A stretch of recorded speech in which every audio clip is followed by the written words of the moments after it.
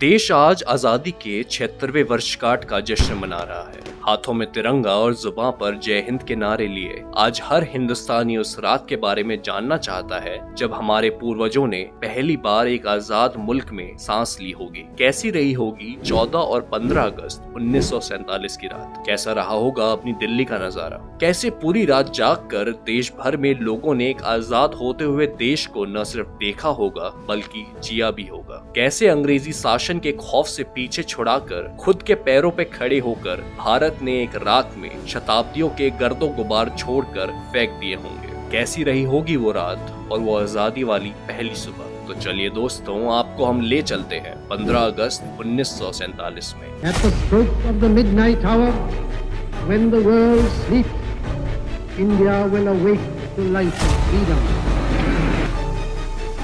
ये हमारा तिरंगा आन बान शान के साथ लहरा रहा है। मशहूर लेखक डोमिनिक लैपलियर और लैरी कॉलिंग्स अपनी किताब फ्रीडम एट मिडनाइट में 14 अगस्त 1947 के ऐतिहासिक दिन का चित्रण करते हुए लिखते हैं, सैन्य छावनियों, सरकारी कार्यालयों, निजी मकानों आदि पर फहराते यूनियन जैक को उतारा जाना शुरू हो चुका था। 14 अगस्त को जब सूर्य डूबा तो देश भर में यूनियन जैक के ध्वज दंड का त्याग कर दिया ताकि वह चुपके से भारतीय इतिहास के भूतकाल की एक चीज बनकर रह जाए। समारोह के लिए आधी रात को धारा सभा भवन पूरी तरह से तैयार थी। जिस कक्ष में भारत के वाइसरॉयों की भव्य ऑयल पेंटिंग लगी रहा करती थी, वही अब अनेक तिरंगे झंडे शान से लहरा रहे थे। डोमिनिक लैपलियर और लैरी कॉलिंग्स अपनी किताब फ्रीडम एट मिडनाइट में लिखते हैं, 14 अगस्त की सुबह से ही देश के शहर शहर गांव-गांव में जश्न शुरू हो गया था। दिल्ली के बाशिंदे घरों से निकल पड़े। लोग दिल्ली के केंद्र यानी इंडिया गेट की ओर चल पड़े। लोग नाच गा रहे थे, एक दूसरे को बधाइयां दे रहे थे और हर तरफ राष्ट्रगान की धुन सुनाई पड़ रही थी।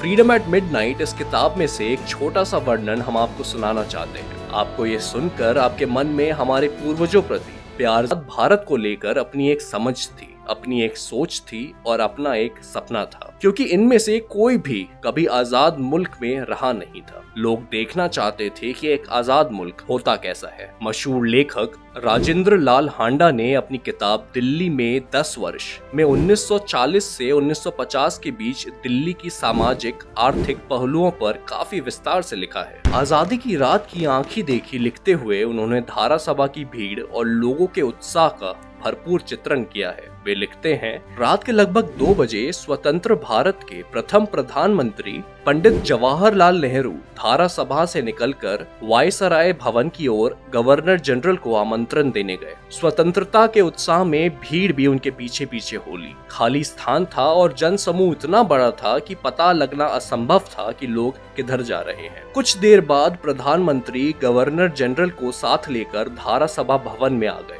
उस समय लोगों का जोश चरम सीमा को पहुंच चुका था। उस समय सभी कुछ नवीन और अपूर्व दिखाई देता था। अपूर्व समारोह, अपूर्व दृश्य, अपूर्व उत्सव, अपूर्व देशभक्ति और अपूर्व जनसमूह। धारा सभा भवन में ही नहीं, उसके बाहर हरी घास पर, सड़कों पर, सेक्रेटेरिएट के सामने विशाल मैदान में तिल रखने की भी कोई जगह दिखाई न देती थी। ऐसी भीड़ तो लोगों ने पहली बार देखी होगी। पर आधी रात को किसी भी स्थान पर किसी समय 2-3 लाख आदमी इकट्ठा न हुए होंगे।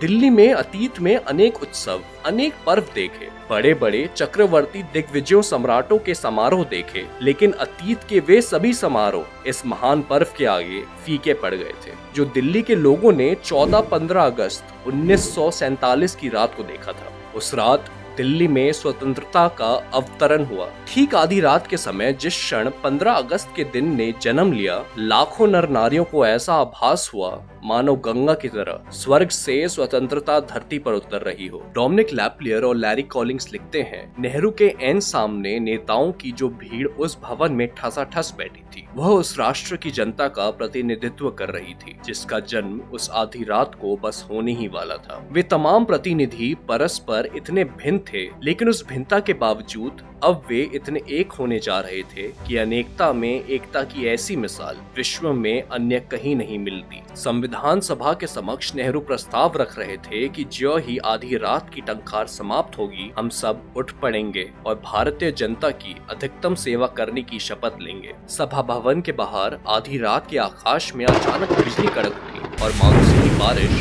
टूट पड़ी। भवन को चारों तरफ से हजारों भारतीयों ने घेर रखा था। वे भीगने लगे। चुपचाप क्षण क्षण नजदीक आ रही उस आधी रात की संभावना ने उन्हें इतना रोमांचित और इतना तन्मय रखा था कि भीगने का उन्हें पता ही नहीं चला। आखिरकार आधी रात की वो टंकार शुरू हुई, जिसमें एक दिन ने समापन और साथ में एक युग के समापन की घोषणा कर दी। टंकार के दौरान कोई व्यक्ति बिल्कुल भी न हिला। फिर नेहरू के शंखनाद ने एक बड़े साम्राज्य के अंत और भारत भूमि पर एक नए युग के सूत्रपात की घोषणा कर दी। समारोह एकदम भव्य था। नेहरू जी सूती जोधपुरी पजामे और बंडी में थे। वल्लभ भाई पटेल सफेद धोती में प्रकट हुए थे।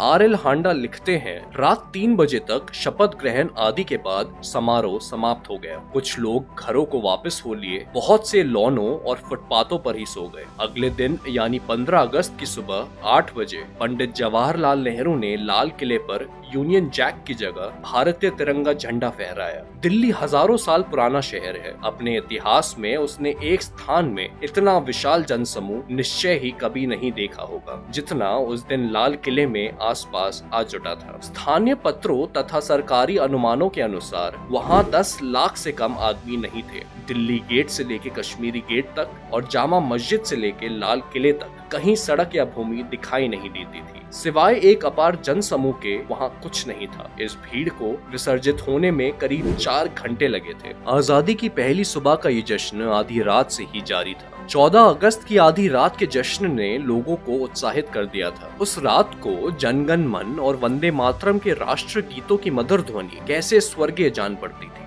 ये गीत पहले भी अनेकों बार सुना था, किंतु उस रात को एक एक शब्द मानो पुकार पुकार कर अपना अर्थ भी श्रोताओं के कानों में कह रहा था। उस रात वास्तव में शस्य श्यामला, बहुबल धारिणी, रिपुल दल वरिणी आदि विशेषणों के ठीक अर्थ समझ में आए। जब जनगण मन आरंभ हुआ तो इसकी ललित लय में हजारों सिर हिल उठे, किंतु जैसे ही राष्ट्रगान में पंजाब और सिंध का उल्लेख हुआ, एकत्रित भीड़ में सैकड़ों आदमियों ने सिर उठाकर एक दूसरे को देखा। वहां उपस्थित जनों को सहसा विभाजन की तकलीफ याद आ गई, जो दूसरी ओर पाकिस्तान नाम के मुल्क के रूप में मूर्ति रूप ले चुकी थी और सरहदों पर हिंसा को जन्म दे चुकी थी।